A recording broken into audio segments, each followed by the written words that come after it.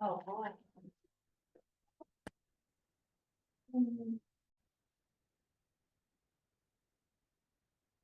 Good evening, everyone. Welcome to the January, meeting of CB11's District Needs and Budget Committee.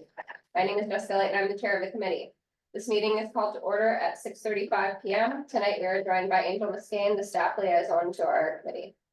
In order to conduct an efficient meeting, let's observe a few ground rules. No one may speak until granted the floor. CB11 members who have a question about board business or wish to make a motion, please raise your hand and wait to be recognized. Members should not engage in a back and forth discussion. The chair will recognize the next person to speak. Please keep your questions and comments brief and on topic to the discussion. Members of the public, if you have a question or comment about the subjects on the agenda, please raise your hand and wait to be recognized. Tiny black button. On that white box. On the white box. Tiniest one, yep. All right. We will now take attendance by roll call. Committee members, please answer present when your name is. Stephanie Arroyo, Present. Kenneth Crouch, He is walking. in. Jessica Elliott, Present. Judith Ferraro, Present. David Giordano is excused, Sage Mason, Present. Don Sanders. Derek Stanton. Present. Yeah, All right. The agenda for tonight's meeting was distributed ahead of time by the board office and was posted online. If there is no objection, we'll adopt the agenda as stated. Committee members, if you object to adopting the agenda, please raise your hand. Seeing no objections, the agenda for tonight's meeting is adopted. The minutes from our last two meetings were distributed to committee members. My apologies for the delay.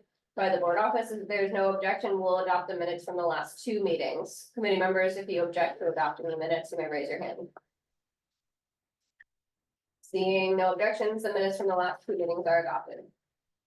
The meeting minutes of tonight's meeting are being taken by myself. Do we have any announcements?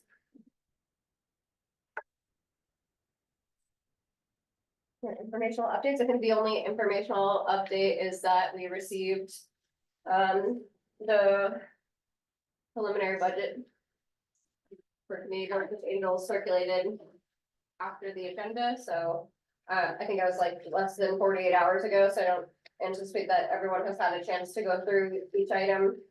I would just ask that we please take a look at the specific agency response column for all of our expense and capital budget requests.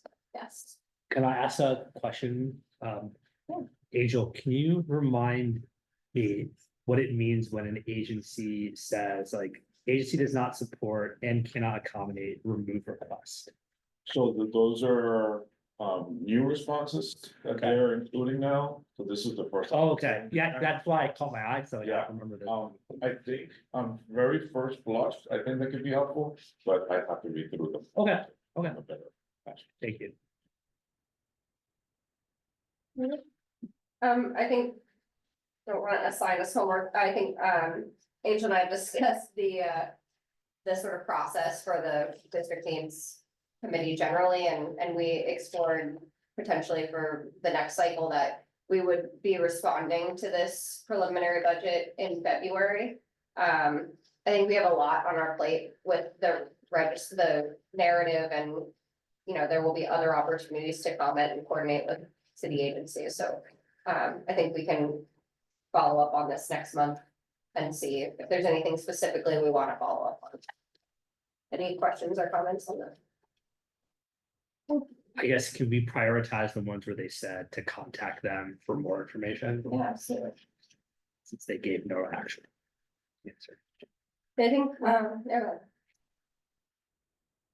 What does it mean when it says the agency supports but cannot accommodate resubmit requests? so that I think is a pretty frequent response that they support the general premise of the ask, but don't have the funding to support it. Ask again next year. Yeah, usually, sometimes it'll come with, I think they've changed the Oh, it wording a does. little bit to contact the city council members, depending on who it is. Or it also says HPD is happy to partner with private property owners. Yeah. Okay. Yeah, maybe, we can just pull apart the ones that are like, somewhat interesting in their response that we can prioritize in our response next month. Okay. Okay. Would it be helpful if I sort of highlighted the ones that I think would be a priority and we can just keep that conversation going via email? Yeah, that'd be helpful. How are you choosing which ones are priority? I think based on what we said, so anything that says contact them for more information, like anything that we can sort of follow up on or move forward, Like but the one I just did, came out of town, you know. and if you think that there are others that are not included, I think that's part of the email coordination that we can do together over the next month. All right. Our big topic for today is the discussion on the committee's review and comments on the annual statement of district needs document. So thank you for taking a look at that. I know we didn't get to meet last month due to a lack of quorum. So hopefully we can keep moving this month and start to really progress this document together. I don't know, if you have it pulled up that we can pull it up on the screen, or should I join the Zoom and pull it up? I don't have it ready, but I can. Okay. Unless you have it. Right. I have it. Let me see if I can see what's. I can do it. Just give me one moment.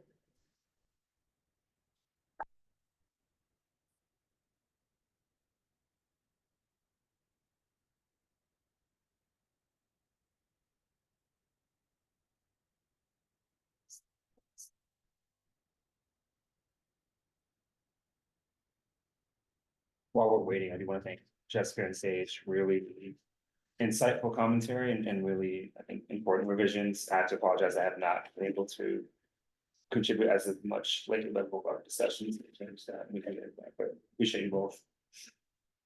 Yeah, and I think, Second that. I know, Derek, you have comments that you have ready, they're just not in the document, so thank you also Yeah. for providing those. And I think the goal tonight is to, I joined the Zoom if you can promote me, Angel. To sort of separate out the document into policy areas and distribute them amongst our teams so that we can reword and rework them as needed. And I think we'll need one or two people that are sort of like the overarching voice, which I don't want to volunteer anyone, but I think I can certainly assist with that. And I do think Sage would be good just with the amount of comments and feedback that you've already provided. Happy to do that. Okay, great. Thank you. All right, I should be able to share my screen now. Thank you for your patience.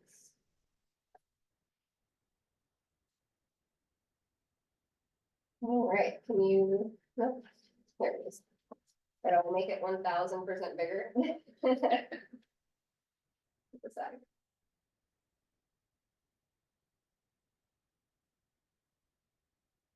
Okay. So overarchingly, we know, this is set up as an overview and then the top 3 issues, and then it dives into each, policy area. So I think we can touch on our like the overview, but I don't want to spend too much time necessarily on the priorities because those may shift. Obviously, one of them probably will not. But just working through this, do you want me to make it bigger? Yeah. Is that better? Okay, yeah, so I think just globally reconfirming our census data, and if anyone has comments, whether it's physical or, otherwise, please, just honestly, just jump in. So feel free to reject this. I only thought about it when we were talking about congestion pricing. In the other committee, that used to be part of, I can't think of right now. Yeah, that's public safety, whoops. But I don't know if it's helpful to speak a little bit to that, either through our district's particular needs, like we want to have. Like an income based basically the state, has talked about like putting on certain kinds of discounts and things for folks who live in particular communities and whatnot. And so I don't know if it helps to add like a percentage of how many people drive in our district or something like that. I haven't really fully formulated the thought, but something that speaks to the use and or flow of vehicles in our district, something like that. But I guess we can circle back. That's something I'm No, thinking about. I'm literally gonna add it to the document right now. I was talking about the congestion pricing myself, with a couple of people. And, especially for seniors, because Yeah. right now, until the subways are safer, they're obviously not safe right now. So, I mean, not everyone can afford to take a taxi or this or that, especially with the extra $9 passing 60th Street. And a lot of people go to doctors or hospitals that are past 60th Street. So that to me is you put congestion pricing, and when it's safe, when the subways are safe, or transportation is safe, but it's really not safe right now. Great. Thanks for that. And even if, for someone who, even if I support the plan, I think it needs to be tailored to help seniors, to help vulnerable folks, and not just be a blanket sort of tax on everybody. Again, just. Yeah. Yeah. And I'm then, not stalling anymore, let's keep going. no, yeah, I'm gonna just keep going through this. So I think some of this is just about improving wording, keeping the sentiment of the character of our neighborhood. I've added your comment in here, Kenneth, Oh, yeah, I see, thanks. Yeah. That's perfect. and then citing the points of agreement. Absolutely, just want to make sure I'm touching the appropriate things as they get behind. So Stephanie, right here, sorry, I have my hand up. I love the fact that you guys added the East Harlem rezoning points of agreement commitments. I'm wondering if I could be sent the link of this doc, because I don't have the link and for some reason I can't find it on our shared doc. But if you could send it to me through the chat, I want to look at it and see how many times we bring that up, because I think that's good that we're bringing that up. That's important. I can't send it to you right now because I'm sharing my screen. Okay, yeah, it should be in the email that I sent most recently. If it's in the email, I'll find it there. Thank you. All right. And then I think coming out of our conversations in land use, and the work of the interns over the years at the community board, there's an opportunity to layer in with sort of missing elements of what could be developed in our neighborhood, should the points of agreements be fulfilled in its entirety. Obviously, including reports like the IDO report that we recently received in support of the sanitation garage. That was one last year, right? Yeah. Which reminds me, I need to follow up with the reinstatement of the CAG.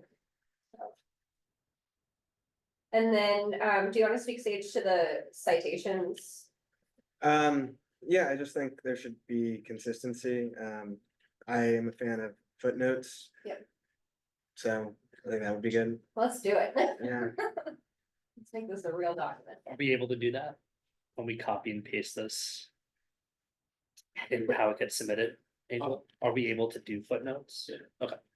I just know, just want to make. Yeah, that's a good, I hadn't thought of that. I mean, in like where it gets submitted to. Yeah. I'll double check. Sentence restructuring, I think, do you want to speak to this one, Sage? Yeah, just going through it and making everything like sound nice. Some parts are, everything is written by somebody different Right. right now, so just making things flow better. Yeah, absolutely. It feels like this is like an add-on at the end without tying it in, I guess. And I think there's some things that we say that it's like, why would we ever say that? Yeah, totally agree with that one. Well, I think so. So after reading the whole thing, I think my big takeaway is that I'm grateful to the work that was done making this. Right. But I think we're making our lives harder if we just try to edit this Oh, to absolutely. something better. I really think we should start from a blank slate. That was really my main takeaway, like, we can pull from stuff and use the certain structure of stuff and the Yeah. same pressing issue, all of that.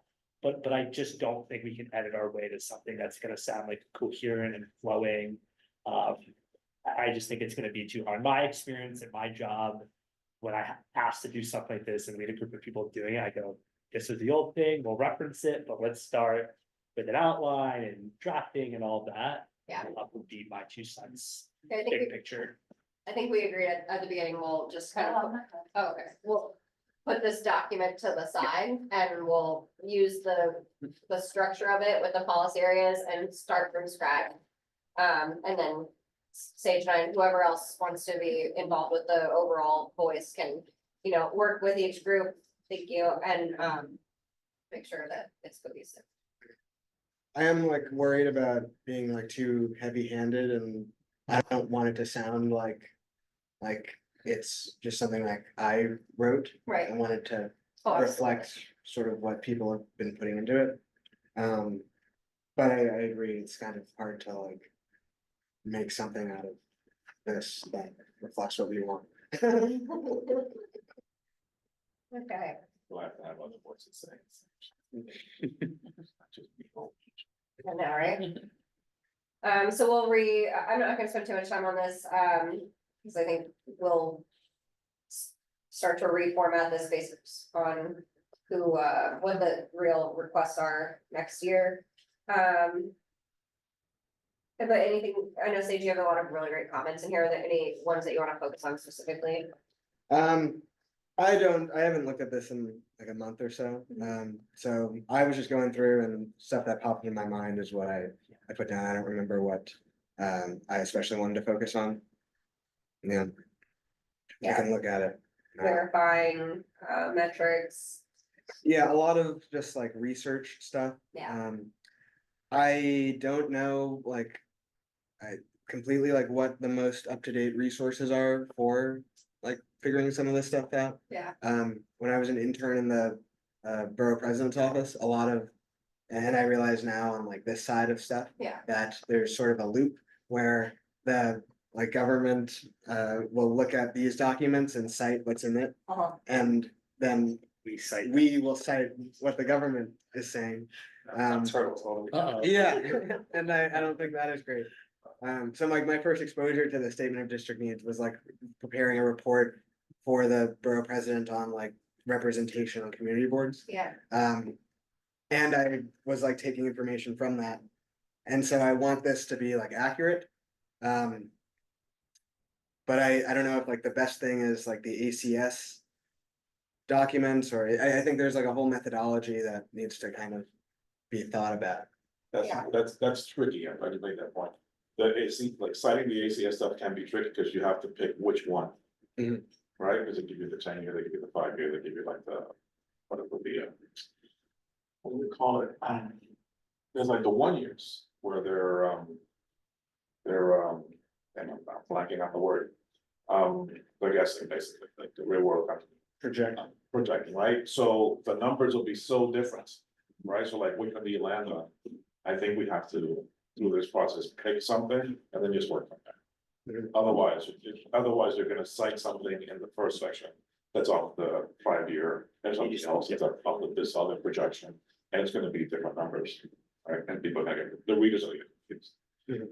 So I'll leave that to you guys to make that choice as we go, but I think that's something to keep in mind, just so that we know that, okay, it's 5,000, it's 5,000, it's 5,000. And so we know what the context is as we're making each of our points. Yeah. Hey, go ahead. Yeah, and I think like obviously data is good and important to include, but I don't think we have to just like every single thing like number, Right. since it is something that is not fixed in time and projected or whatever. That was also my sense reading like some of this, it's just like, wow, a number for every single thing. Yeah. And if it lacks the context, like, well, what does that mean? Like the example of like the median rent. Like why is it that number? What is the context around that? Which your comment like hits on. So I think it's like stuff like that too. Like we don't need numbers just for numbers' sakes. I think Angel, you said to like some of these people reading this, like they're the ones who told us the numbers. So like, what are we doing? Like telling it back to them. And now I think we'll make it a better read if we're not bombarding people. I think two things. One, like, if we wanna have stats on something, I think we can either like leave it uncited or like something to fill in the first draft, or we can take a stab at like you know, finding something, and then I think there's always opportunity for us to like refine that and confirm that over time. And I think the second thing is if we find great sources for these things and it's like a reputable like source that we can keep coming back to, then if we have footnotes, then every year we can just go back to them and say, well, what is it this year? And so so hopefully we're helping ourselves for the future as well. Just like that, that's a great idea. Stephanie, do you have your hand up still?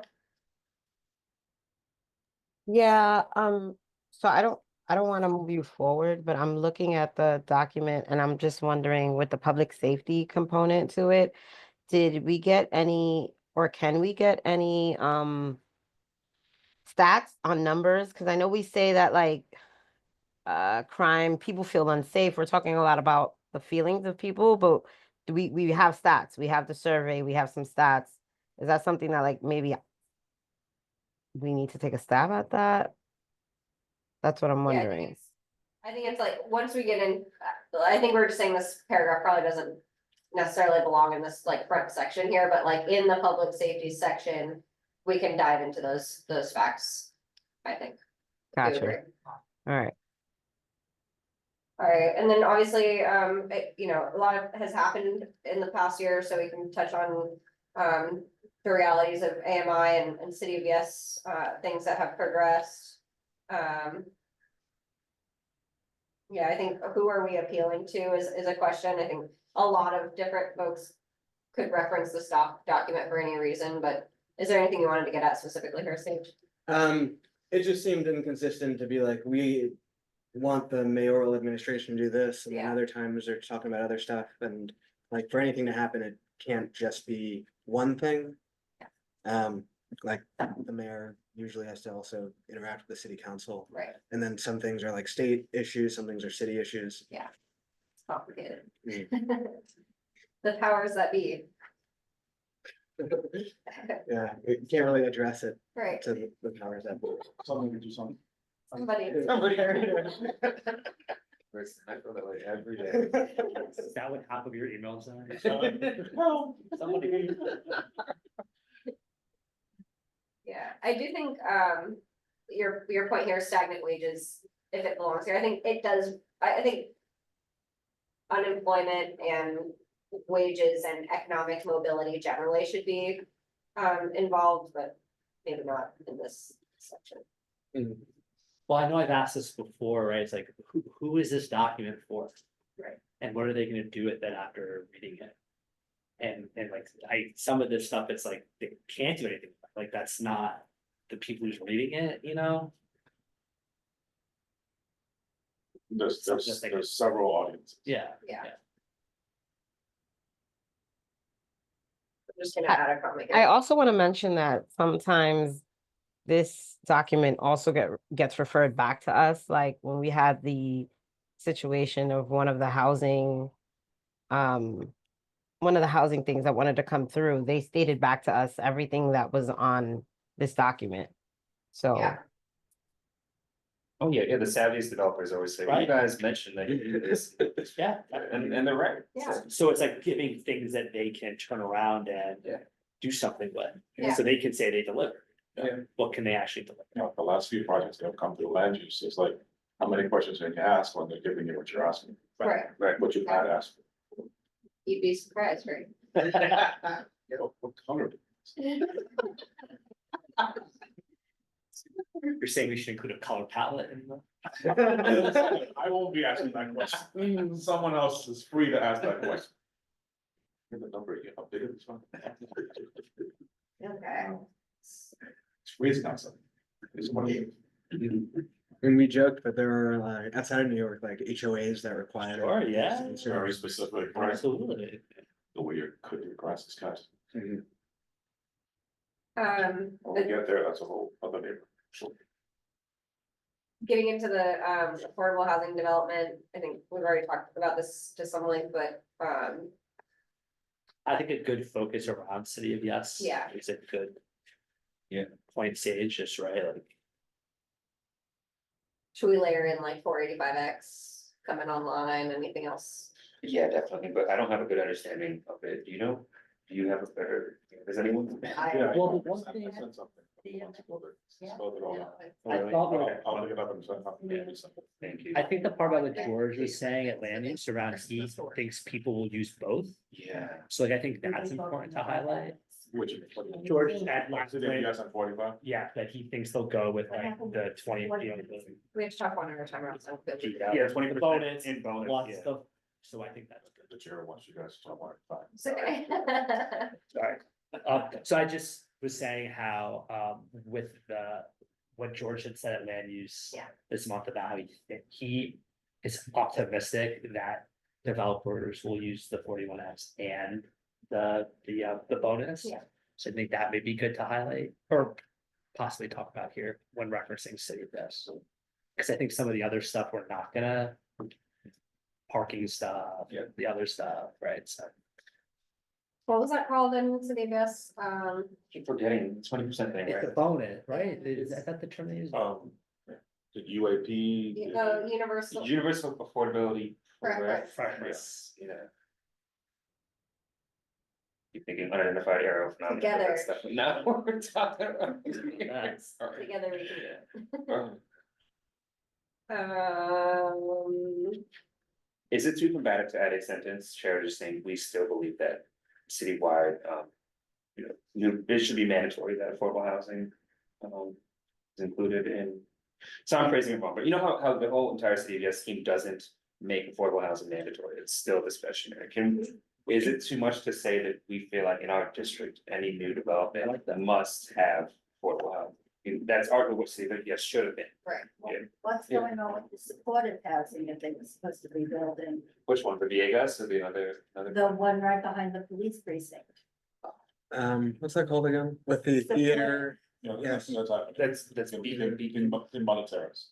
yeah, to Mon Terrace, yeah, There we were put some, that last year. Yeah. there were some changes to the city of Yes. And I Yes. think there was something I've around been written down an somewhere. affordability thing. Yeah. So we can cite that. Cause that's the council saying, no, there wasn't enough of this. We need Oh, more." the final plan with the, Yeah, the final. City of Yes and City for All was the council add-on. Yeah. piece That was negotiated, City for all, it's called. City for All. That's Okay. like the part that, when we first heard City of Yes, and I was barking at the DCP about it, I'm like, this is just, you guys were getting, I was making my whole supply side argument. Left it, I am. And then you're leaving out a whole other section, right? So the speaker caught that whole section, didn't hear me say it, but she had the same idea, Yeah. right? Had a better staff. And they added that on to the last negotiation, so like, preservation stuff. Yeah. That's great, like the system, all that kind of jazz. Which, makes sense, you didn't tap ballots again. I'm sure I sent that around, I'll send it again, Yeah, so, 45.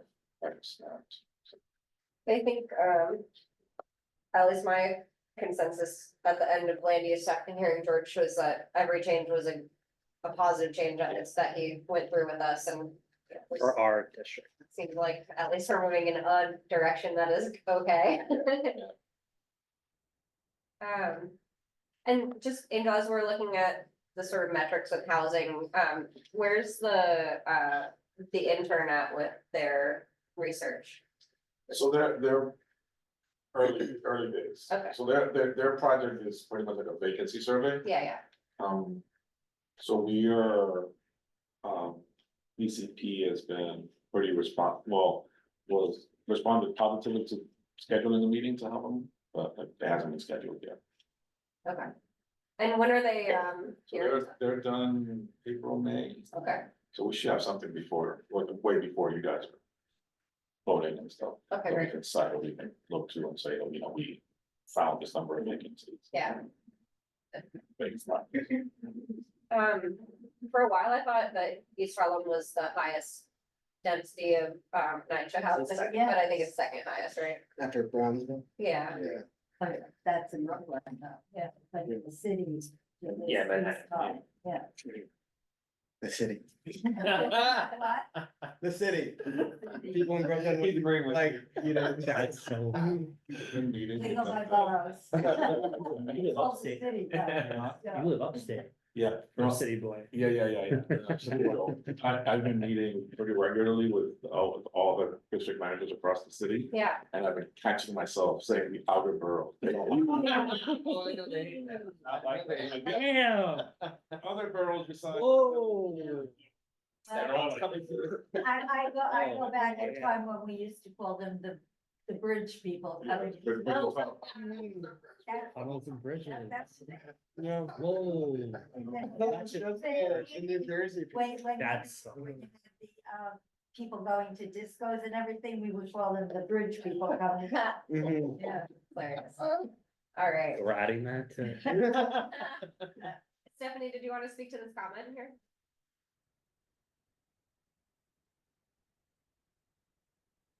Maybe not. Sorry, I Right. couldn't unmute fast enough. I think I just changed, I think you guys had like, oh wow, this was back in these, I don't even remember what was the change. I'm so sorry. This was back in December 16th. I think maybe it was just like the language that I was changing. With the language before the comma. and the rest of it. Oh, okay, so rewording. Okay, that's It's flushed out. all right. I think. Yeah, I guess this could be a conversation, this survey, it like. Should we mention it at the beginning? Should we talk about how we're doing it, and how it influences? Yeah, I think that sentence is in the beginning, and it's just like, and we're gonna use it to inform throughout. Yeah, I think the beginning could have like an entire, like how we put this document together. Yeah. Like, the inputs that we. Process of. Getting the survey data. Citing some of the data and the actual survey. Yeah. I also asked, this was a couple months ago, but, asked Xavier about funding for, like digital advertising. Yeah, And I don't know how much funding is available, but it seemed like sort of. It would not be, like super expensive to maybe try and do some advertising so that people would fill that out. I think it was like $5,000 for like 2 months of yeah, advertising within like just this neighborhood. yeah. I think that's something like we can look into. I think also, I think when we talked about that. There was a discussion about like, because DCP is hosting the survey, right, April, that perhaps they could lead some sort of. Advertising campaign, or we could work with them to, do that more effectively with us somehow, and at the same time, they can do it across all the community boards, cause I don't know, maybe there's, instead of trying to like reinvent it ourselves, like maybe we can just ask them to like do a good job at that. Yeah. Of course, you see, the Community Engagement Commission. They won't do much else, but they could do that. Community engagement. CEC. This is from the borough president's office or the city agency? It's a whole other entity. It came out of the last, the previous, charter, revision plan, the lawsuits. They're supposed to become community reports. Civic Engagement Commission, New York City Civic Engagement Commission. Okay, great. Yeah, I think. I think like a uniform thing would be much better. I just don't trust that the proposal would, like, you would see the effects Yeah, anytime soon. I hear you, Sage, how do you think we would secure funding for something like that? Yeah, I was gonna say, I Well- don't think we have the funding for that. Initially, the idea was to ask Diana Ayala's office, Hmm. and it seemed like she was offering like, thousands of dollars. That seems like a lot, but, That's exciting. but like that would be out of the question, and we could like cater our needs to like, or our requests, to, like what she thinks is realistic, but I think the deadline for that may have passed. No, not yet. No, the deadline for requesting money ends February 19th.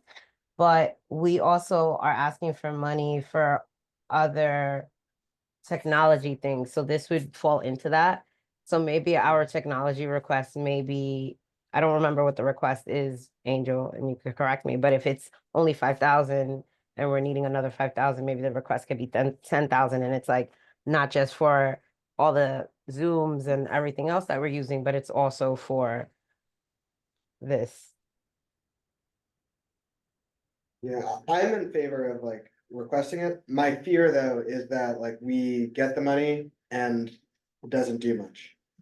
Or we're asked to implement it ourselves, which sounds like a nightmare, Mhm. right? And I don't know where to start with that. Yeah.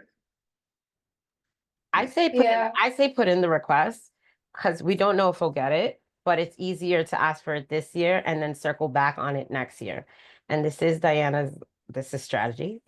This is Diana's last year, so this might be a year that she may wanna help us a little more. And the fact that we're doing a civic engagement for Community Board 11, which is important to her and it's important to council, that might be a strategy that we can use given. Mhm. Just also ask Elsie. Yeah. But we can't ask her anything until she becomes council member, but for now, we can ask Diana for this year. Or Yeah. next year for fiscal year 26. I think this section, I just personally want to be careful with how we, assert how people are feeling in the neighborhood. I think people feel a wide range of things. I know, like even in this room, I think Judith and I have a very drastically different experience and, and that's okay, but like, how does that play out in our summary of these types of issues in the neighborhood? That's a great question. How do we grapple with that? 'Cause Well, what does it look like just to speak concretely around broken streetlights and obstructed areas, like those things, because that's not subjective, Yeah. right? Like lack of lighting there was a lack of Yeah, lighting. those are subjective. That is subjective, so you can't argue with that if you go to the spot and there's no lights. Whatever. Yeah. Forever. Yeah, Um, totally. I that was kind of like my concern. Like that's why I was like, maybe we can get some stats from the precinct. Cause I feel like everything that's communicated here in the narrative is very like feeling based. opinion. Which isn't not it may be a fact for some of us, right? But if maybe there's something that we can use that is more objective. And I think there is a place for qualitative information, but I think that really needs to come like straight from the survey. Like Yeah. if someone said, like, and maybe we have hopefully two examples that demonstrate a range of perceptions. I don't know. And being realistic, like the crime stuff it is about feelings. Yeah. Right? I mean, like the example about on the subways, right? You're more likely to be struck by lightning than to be the victim of a crime on the subway, but people don't feel safe on subways. That's what I was talking about. But the data is that it's safer than being outside in a thunderstorm, right? So like, that's where we have to be mindful of that, right? Like, that's what the numbers. The numbers say, but that's not how people feel. Yeah, and even if like there's some aspects of safety that are not quantifiable, just like in their nature, like. I'm probably not gonna get stabbed on the subway, but like, probably not, like, the chances of that are like almost none. Or burned Not, to death. yeah, well, but like somebody might walk onto the car that makes me uncomfortable, and that happens like almost every time, like. Exactly. You don't know what they do. And then, I just want to verify that, like, statements about poorly maintained street trees. I know we've made a lot of efforts with DOT and parks to fix these, so I just want to make sure when we're making a claim that it's still a documented issue that we're tracking. Homelessness, so, I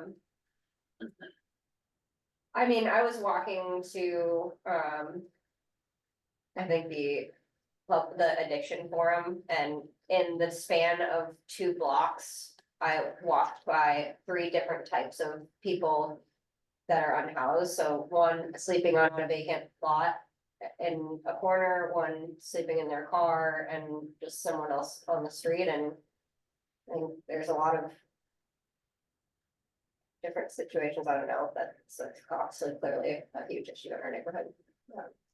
They're gonna do the homeless walk, the homeless count. I think it's this week or next week, but I don't know how soon those numbers come out. And I don't also know, I don't remember if those numbers are like separated by districts.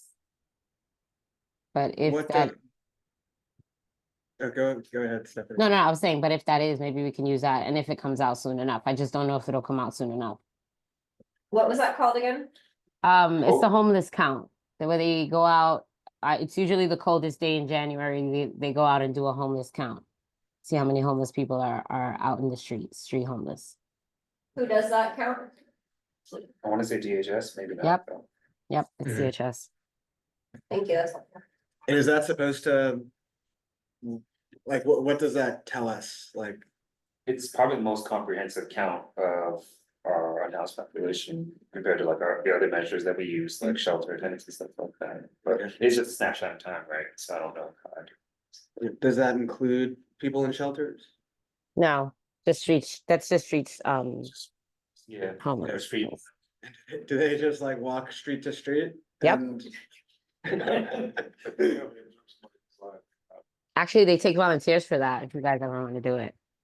Yeah. Like the census. We also have a lot of homeless in the parks. Yeah, They count in the parks as well. Oh, same, yeah. I'm sure Central Park takes 8 business days to get through. I live across from Marcus Coffee Park and besides being loaded with needles and stuff, you have a lot of homeless people that stay there all night. Mhm. I think there's a statement in here about like homelessness and the decline of single room occupancy housing, and I think we just wanna be careful, like, of course, we want the homeless to be housed, but we don't wanna go against our larger ask of family sized units either, so how to marry those concepts. It's a great point. But we care taking that out, that sentence. I mean, as far as a rate, just not great for us. Right. Yeah, I think it has to be part of, Just I give it- want to defend my life. I think it has to be part of the student. Yeah. Because, you know, So range Yeah. of options. That's fair, yeah, not everything can be a 3-bedroom apartment. yeah, not everybody can afford Right, exactly. it, or can. Or Or wants wants that. it, yeah, they just want to know. Anything, Sage, on some of these comments, Yeah, one thing I was just thinking of, like homelessness is an issue in this neighborhood, but a lot of the people who are homeless in East Harlem are not like coming from East Harlem. right, So I just don't know how to address that really. It seemed like that's not something, like a lot of this is. Like the statement of district needs, in my view, is supposed to talk about like the residents here. And it's hard to like address these issues when, like, say somebody changes from being homeless to not being homeless anymore. And their goal is not to stay in East Harlem where they were homeless, they're gonna go somewhere else. Right. Like wherever they're from or like a different neighborhood, I don't know. That's just something I thought about. I don't have like a good conclusion. yeah. Because I think it's like part of the burden of the community too, like, even though they don't quote live here, they are, you know, if they're unhoused here, I mean, I would consider that living here. That's part of our use of services. Yeah. And resources here. And to your point too, when someone isn't tied to a space and place, it makes the solution to being unhoused a lot harder. You don't have family supports, you don't have the sort of traditional networks that help you out. So yeah, maybe we can say something about, well, it kind of already says it here, but something about just the way in which there is a unique concentration of citywide providers in our neighborhood, but not so much a connection to our neighborhood in the same way. Yeah. The bridge. They're going like Back that. to the bridge. No, I didn't say not the bridge, it's the bridge and tunnel. people. Oh, good, so. A BNT. Yeah, You Eviction, remember that, don't you, Angel? I've heard it, I read about it in the encyclopedia. A physical. Good answer. It's the bridge and tunnel. I'm older than these guys, but I'm not bad. Oh, I guess I'm the one who remembers. You all literally put in the purchase of us. Yeah, I was there building. I think, sorry, just to try to keep this moving along, with the, comment Sage made here about eviction prevention services, I think, there's a potential to layer in, what was discussed with George regarding, like, Oh, the deregulation. yeah, the preservation and creation and deregulation of affordable housing units. Yeah, that's actually a great point. Our district did well. We did well, but it's sad enough that there is deregulation happening at that clip and all that, but yeah, totally agree with both of them. Very fun. It Was was, this like a land use Time meeting? lost the time. yeah. It was, I think, This month. I think our net was we gained, right, but we still lost thousands of units. Yeah. We only gained because we were building something Right. more to upkeep. Right. That's ridiculous. Sorry, not to. I know we're not partisan here, we know. No, it's true. Yeah. Like, it's the, It is ridiculous. that's what the risk is. Are you guys, or is George gonna present at full board the findings? I can add those stats, I have them written down in the minutes somewhere. Yeah, I hope it will have. I don't think he's gonna present it forward, Okay. But the slide deck's on, that's not the website. Yeah, and I'll share those That's stats. supposed to be. Great. He'd be open to do it, if we invited him to do it. But he's not scheduled. all right. I think that's enough on homelessness for right now, then there's just a comment like about intersectional challenges and interagency support, with our top 3 requests. I think specifically that's a concern across probably most issues, is that there's a complex convergence of factors that create a problem, and we need support from a number of collection of city agencies and elected officials in order to address it. All right, so I guess first policy area, so we have healthcare and human services. Who sits on the human services committee here? Anybody? Nobody? I say that's my least favorite category, so I'll take any other one. Does David doesn't. Plus, I think Dawn does. Right. Excellent. That being said, there's a need on that. Yeah, no, I totally hear you. It's. Yeah. So we've got health and human services. But I just a good share to work with. It's so true. Mark does, I think. Bogerski? Yeah, is he on this right? No. No, I thought about this one. Okay, well, we'll go down the list and see what the other ones are, and we'll. And like I said, in all seriousness, if, you know, I'm happy. No, I know, I, me too, honestly, like, I don't, Yeah, whatever there's a need. Yeah. we'll fill the gaps. Yeah. Just trying to see if there's any relevant, comments, if anyone wants to dive in to any of the comments that were made. I guess there's a assertion here that we have called on Oasis for drug rehabilitation. What was the result? You did. As I guess as Xavier would say, they've never gave us the data. What was the call here? That's what it says, CB11 has called on Oasis and other regulatory agencies to implement. Oh, this is the moratorium, Okay, so. Oasis has not opened any percent. Since we submitted that resolution. They've been consistent. It doesn't mean they haven't expanded it. But they haven't cited any meetings, so they've been responsive to that. Ask. Like all the, like university, all the electives have been out making the same. Yeah, Like, go at it, I saw SPX saying something about that on the news like 2 months ago, so. yeah. Yeah, his comments are good. Irresponsible on the other end. Yeah, agreed. He talks about like closing things. Yeah. The private business, what are you talking about? But it gets applause, you know, Yeah. like, are you doing that, you know? Right. yeah, But there's been consistency at the point of time. Yeah. I know we all have differing opinions about the drug treatment centers and like the, you know.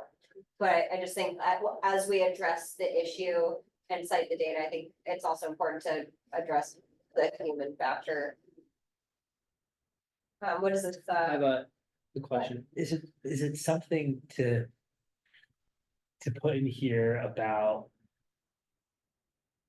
these things that we're trying to do to help people, should we be actually finding out if they're helping people? Like, I think a lot of people's perception around like the safe injection is like, do they work? Like, and what does working mean? I don't know exactly if that goes here, but it just seems like, you know, if placing these things in this district helped everybody, then we wouldn't be opposed to some degree, if that makes sense, right? If it's helpful, keep doing it. But like, sometimes it seems like they're just doing things and they're not actually helping and they're just keeping it going. I don't know if that quite goes here, but it was something I was. Injection place on Park Avenue, is it? Mhm. Yeah, people come from all over to go there.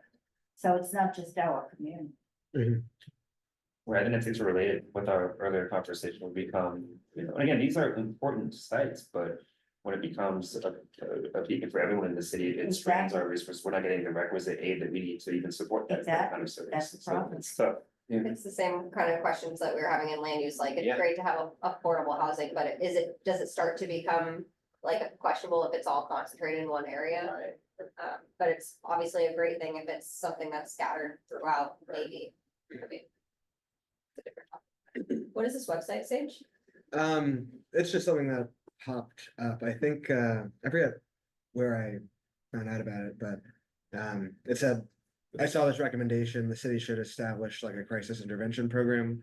And I was like, I feel like something like that exists. Yeah, And, it's not exactly like what is supposed to be there, but it's a link to the DA's office has this like new program where they have people who are supposed to basically be like crisis yeah, intervention specialists.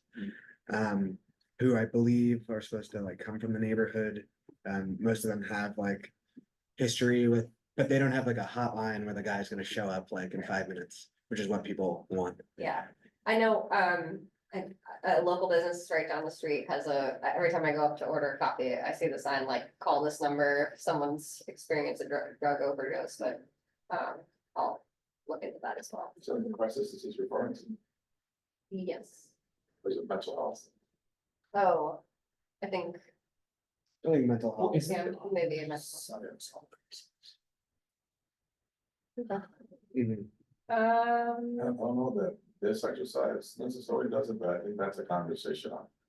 Human services committee should have more broadly, it's like what actually is the capacity of the mental health kind of system in our neighborhood. I put on one of your talking. There's a lot of bluster from our elected officials about this kind of thing, but. Yeah. Like, scratch that. There's a lot of bluster from the mayor about this, that we're gonna take people off the street, you know, and take them somewhere. Thing is, he's leaving out the rest of the story. It's like if you remove somebody, and bring them to a hospital, which is what happens. Yeah. Then what happens? Most of the people, if you've been in an emergency room, there's always someone screaming, right? And they're there until they either settle, there's, you know, whatever sedation they may have gotten, kind of settles them, and then they're able to leave. It's about a prison. Or the hospital doesn't have the capacity to keep somebody, so then they're back outside. So like that system that might get applause, like, yeah, we're gonna take people that need the help and bring them somewhere. That's somewhere, most of the time, not every time, but most of the time, that system kind of stops, just as a poor system. I wish he would speak more to that, the state would speak more to that, maybe we can just talk about it and pull in people and maybe come up with an idea. Make a suggestion for like, you know, how do we reestablish, or how do we establish a real system to help people that need that help for their sake, most importantly, but then for the sake of their neighbors as well. Yeah. Right, just like you don't. If, you know, if you're familiar with this kind of thing, if you're going through, for example, an episode, a psychotic episode, right? You could be wailing. Yeah. They walk you into a clinic they talk to you for a minute, they might give you a mild sedative. And then they give you a piece of paper with recommendations on who to call, and they send you right back outside when you're still in the middle of that episode. That's not fixing anything. And those individuals in those instances are typically the kinds of folks that have interaction with police, that have interaction with people outside. When like you could have something a lot better than 40 minutes, half an hour and a month. I think that's a worthwhile conversation for us to have. I don't know that it has to be in here, maybe not yet, maybe when we come up with an idea, but in our committees, especially when we're seeing so many folks in our neighborhood that are clearly experiencing these kinds of crises. What is, Angel, I remember when the 25th precinct put up the, what is it, the diversion center on Yeah. 160? What is that being used for? We didn't even know about it. The 25th precinct did it. It never came here. So they can bring someone there and within 5 minutes, that person can leave. Yes, because it's not a prison, so it's an alternative to incarceration. Right, so you can go there, you can kind of come down, you can write out your eye, whatever it is. And then you can go on your way while you're there. The idea is you can get treatment offered to you, connections made. Right. So it's a diversion from incarceration, so someone's caught for, non-violence, low-level stuff, because they're high and they're, whatever. Instead of tying officers down and having them bring you all the way down to central booking for some essentially minor thing where you're kind of only hurting yourself, then you'll be brought to a diversion center. That's the idea of it. And that's right by the bus stop on 16th Street. And what?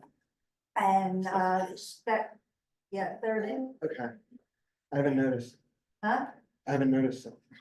Well, I think it's upstairs, yeah. But It just kind of blends up. Yeah, blend Point it. taken, six. Yeah, To your point, Angel, about the emergency room experience, one of my close friends just finished and is a doctor now in mental health and has worked in the emergency room, and like his recounting of those scenarios from their perspective is like also like clearly demonstrates how it's not working. Yeah. We can, There's nowhere to take folks. It's like, shut up in a second, but a little bit more in a second. Yeah. Like there was a point in time where there were institutions and there was a larger system.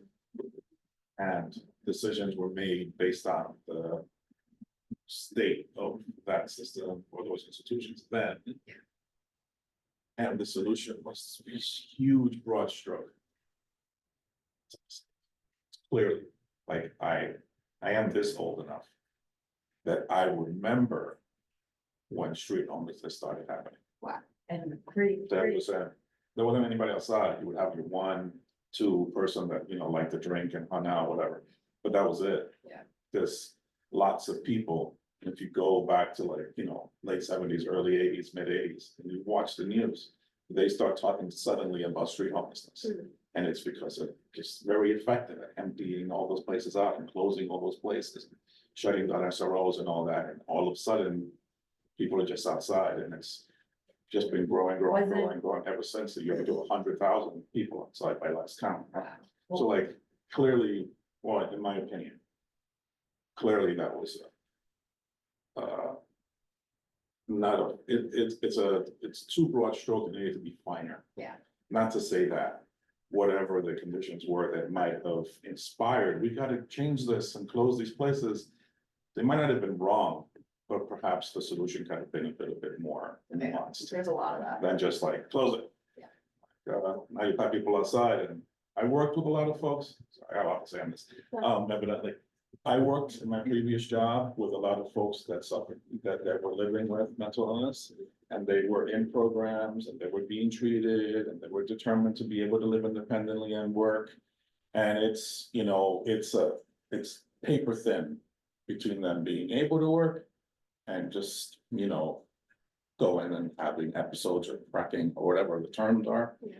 It's, like people need tons and tons and tons of help. And it's, people being very flippant about, oh, this crazy person, like, it's not easy for them. Okay. It's like really impossible. And it puts, I remember being there, someone very well intentioned, I worked at an investment bank in the messenger center, but someone very well intentioned connected with a program that helped folks like that and got them jobs, working as messengers. And now all of a sudden, we were working with all these folks that we were not equipped to deal with. We're like, I don't know what to say to you, how I can look at you. It's difficult, right? Fortunately, they had supports that would come and talk to them, wouldn't ever talk to us. So we're just going through it like completely blind, but at least they had that, but it's difficult for you as the layperson to be like, how do I deal with this? Like, a lot more needs to be done. And it isn't, and all these like big proclamations from these irresponsible elected officials does not help. When did they close Creedmoor? Because that was one of the, I don't know the year of that. I don't, What was that?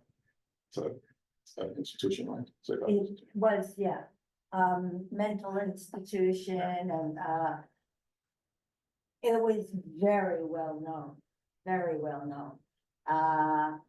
And I heard that they were closing it and a lot of people were surprised because what were you gonna do with all of those people that were in there? A lot of them were in there, they stayed there because they were really in bad shape. But then we heard that they were also treated unfairly in the institution. I mean, you could look it up, Creedmoor is very, very well known. But they closed it. so it still exists, but I think that quote you referring to might have been like maybe parts of it, but it still seems to be. Yeah, In fact. first thing that comes up, It reminds me of the movie that Jack Nicholson was in. One Flew Over the Cuckoo's Nest. That's like what Creedmoor was. What we love the movies, but yeah. I wanna keep this moving because we have a lot to go through still. No, it's I'll okay. be talking about then. I know, yeah. No, I just wanna say, I think the Manhattan Borough President released something like a day or two ago about reopening some of the big facilities on Yes. Ellis Island. That might be another one of these broad brushstrokes, and who knows how that's actually gonna get implemented, certainly not in his position as the borough president. That's not who is responsible for that. what's that called? I don't know, the Manhattan Psychiatric Yeah. Center or Well, something. Mhm. I mean, I guess. Oh my God, baseball program. Closing those institutions is just really bad. I saw that on Instagram, there's a video about it. I can't believe I spelled psychiatric right on the first one. That's- Give me applause. All right, with healthcare and facilities, they're citing the discrepancy in life expectancy across districts. I think there's a lot we can layer in on that. I can go hard on this. We talk about intersectional health challenges. Also not sure what that means, sounds like just poorly written section here. Uninsured, that, I don't know how it plays into this document, but I don't know if you also saw that Contento closed recently, and the owner wrote a New York Times opinion piece on why. And one of the big things they cited was health insurance costs. So clearly it's a problem enough to hurt our businesses as well.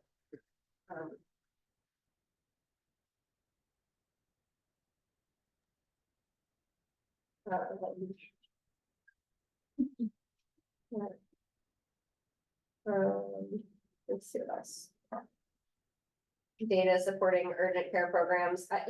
Where do you all go when you need to go to urgent care? Because there used to be one on 109th Street and I think 3rd, and that recently closed, and now I don't know where to go and I'm feeling not great. There were urgent care on site. Go to Mount Sinai. Yeah, The urgent care on Mount 109th and 3rd, the one that was in between the block? Oh, no, it was on the corner, by a vacant lot. It was a MedRite. Yeah, that was Or- like right where that Subways used to be or whatever, that building that closed. Oh, wow. Sinai, I would think. Yeah. Site recent closures. That's good to know. I didn't want to get charged for like a hospital visit. I was gonna go outside it, so. Great to know. Thank y'all.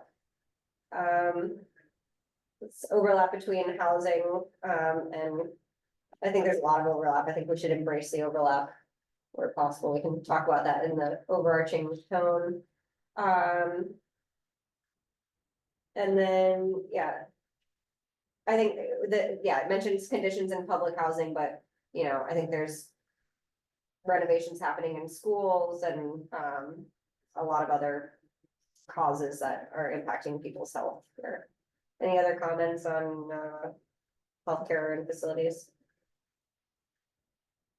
Great. Let's see, services for older New Yorkers, mobility concerns. We talked a lot, I think, with Michelle and her team about like conditions of sidewalks and, you say a sidewalk is in an unacceptable condition and they still don't do anything about it, so I don't know how we get these things resolved, but it's easy for me as a mobile person, but when you have to push a baby carriage or a wheelchair, or, you know, if you're just a little older, it's, I'm sure not so easy.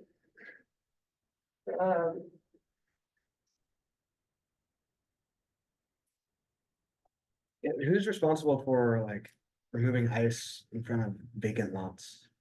Good question. There's, Remains property owner, even if it's. What? The owner Owner. of the vacant lot.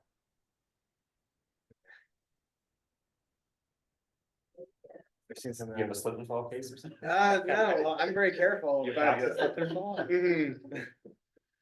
There's all the rules on like the timing, like when the snow stops, Um, which time they have to do. it. yeah, I think most of the business owners are like pretty good about like making some sort of path. Some are good about like clearing the whole sidewalk. But there are some lots, and the one that I'm thinking of is not CB11, but it's on the other side of Fifth Avenue. Where the church used to be, Oh, yeah. just icy, like, and you just gotta. I was telling Angel when right around the corner where those townhouses are, there's like only a path to walk through, there's ice on both sides. Yeah. So, Well, that's a great point. yeah, so it's even the owners of the townhouses, I obviously didn't clean the ice away. Yeah, they should. I think when we talked about like the senior housing project in land use as an example, there, you know, we talked about like loneliness and, the like. Sub issues within, senior living, like if, you know, LGBTQ or, like. Grandparents raising grandchildren was a big one, but. Layer in more things like that. I don't know the HIV/AIDS rate compared to other neighborhoods, but we can. Take a look at that, and then I know Xavier's been mentioning a lot about like what he's heard from seniors, recently, so I think, you know. I would love to expand on, you know, real life. Data and needs from seniors where possible. Anything else on, what is this, older New Yorkers? All right, low income New Yorkers, consistent citation format, of course, wording. I think. I know everyone still refers back to COVID-19 as, you know, like obviously a huge issue, but I think. Where possible, like, I think we should have to let go of it as a crutch. Yeah, as a rhetorical thing. I mean, even though it's still very real, it still Right. exists, it's just not the compelling, you know. Yeah, I think this is clearly just like somebody left that in there. Yeah. I don't know, someone said to me the other day, something like community boards, that never recovered after the COVID-19 pandemic, and I'm like, can't use that as like. Community board didn't recover, Yeah, like the board or the communities? the board, I understand like where that's kind of, I'm sure in some places there's like and here as well, there's like the tension with like the remote option. And Yeah. some boards are having trouble with getting people to do stuff. Yeah. But it shouldn't be an excuse. Yeah. I I know a guy.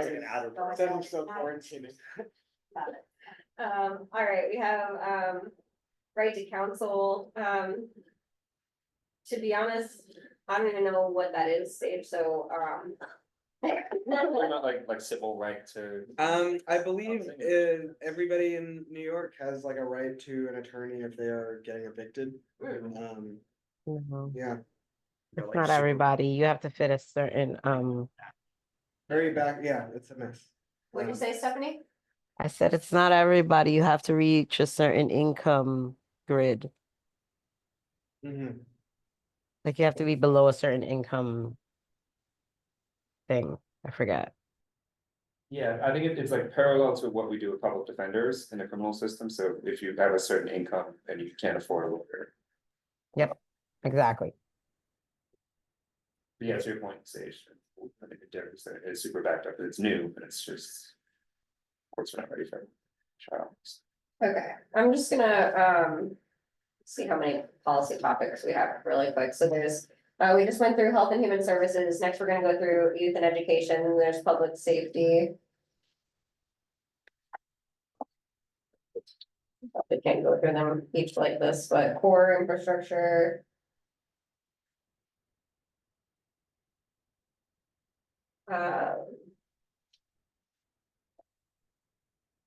And then housing, economic and land use, a lot of a big bucket. Okay, and then we've got, transportation and mobility. So not to look at the transportation, all the changes. A lot for them to reconsider. Yeah, absolutely. Parks. That's it, okay. I don't wanna go through each comment individually, but if we know that we have 7 policy areas.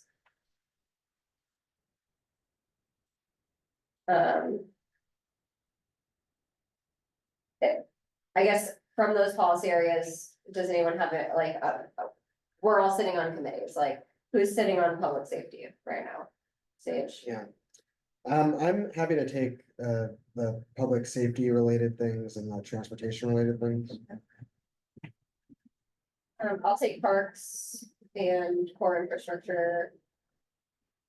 And, What else do we have left to do? I think we need probably 2 people per Oh, cool. thing, so health and human services, youth and education. Public safety. Core infrastructure. Housing, economics, and land use, I'm gonna put you on that one. Yeah, I would love to. That was it. Um, You know exactly. You could put me in housing. Transportation and mobility. Parks and culture. I think Sage, did you want to do transportation? Oh, yeah, I thought Yeah, you're on it. Oh, happy to have a partner. Well, I need everyone to volunteer, so Stephanie, any thoughts on which ones you said, I said housing. housing, oh, and cool. what other committee, or you're on this one, and housing? We've Yes, crushed ma'am. ours. I do. Land use, okay. Are there any other areas that either of you feel passionate about? You could put me, Not- which one did you not have? Do you have somebody for public safety?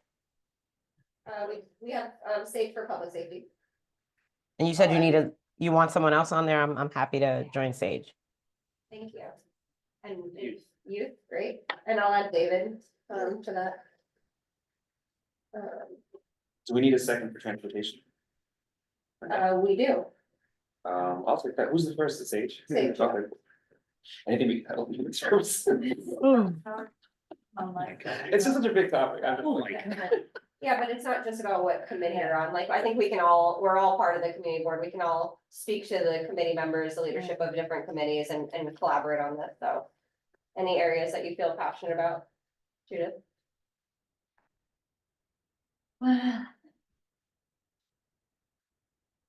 Housing is definitely one of them.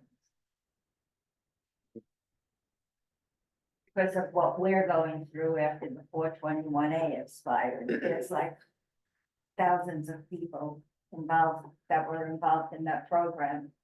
And are now getting, for lack of a better word, screwed.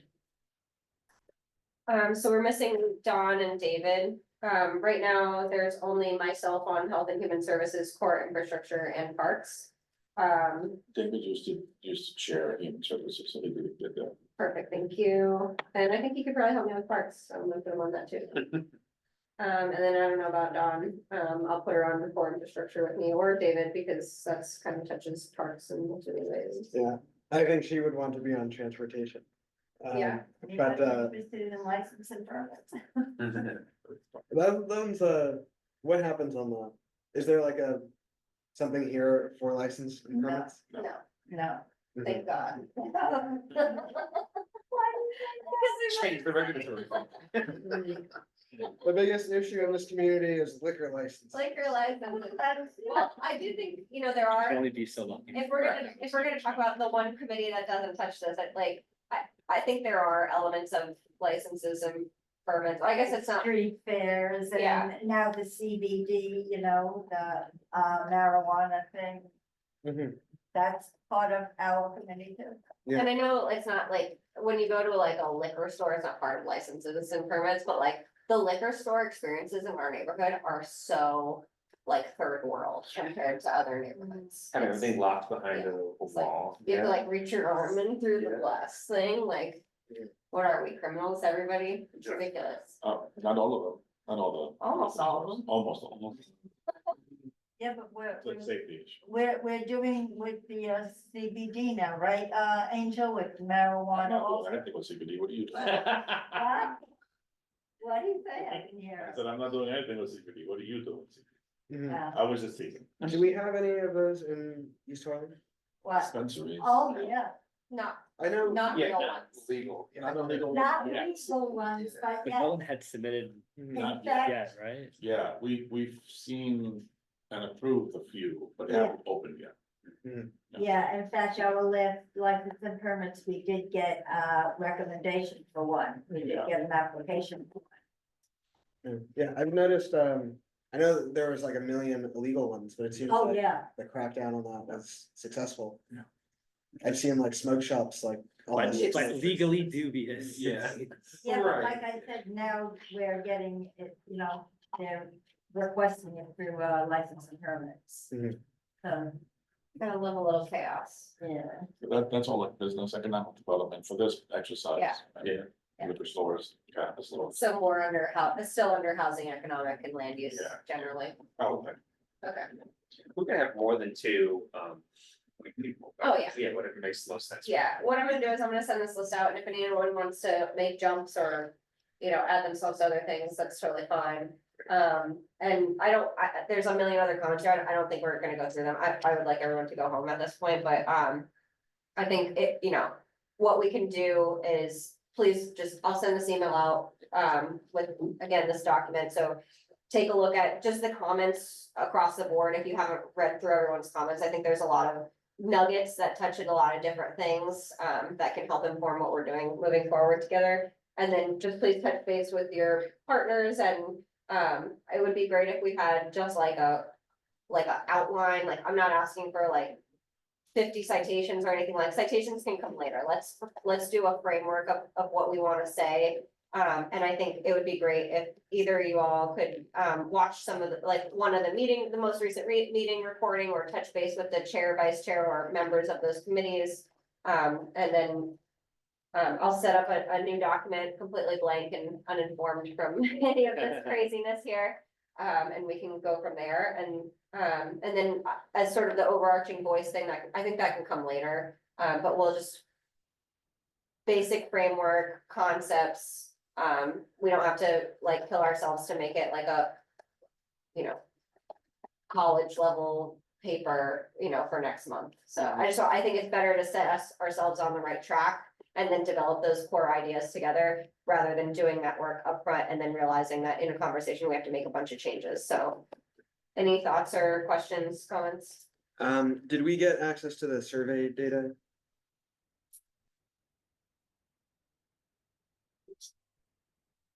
You may have, if you did,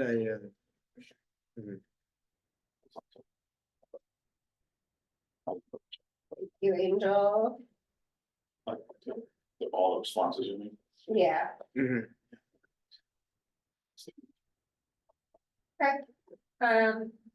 any last words? Give us the last. Sure. Um, All right, thank you, Chair. yeah, Excellent meeting. no, yeah, thank you all, I know Yeah. y'all are gonna do great and we're already doing some great stuff and truly like I believe that the work that we do here to help like coordinate and discuss like the overarching goals of each of these policy areas is gonna help drive the committee's work and we're just gonna overarchingly change, you know, hopefully the community board and hopefully all this is like virtuous cycle stuff. Mhm. Yeah, I think we're gonna end with a beautiful document. Yay. Beautiful. Big, beautiful. Alright, is there, This feels so short. It's gonna be huge. Many people are saying.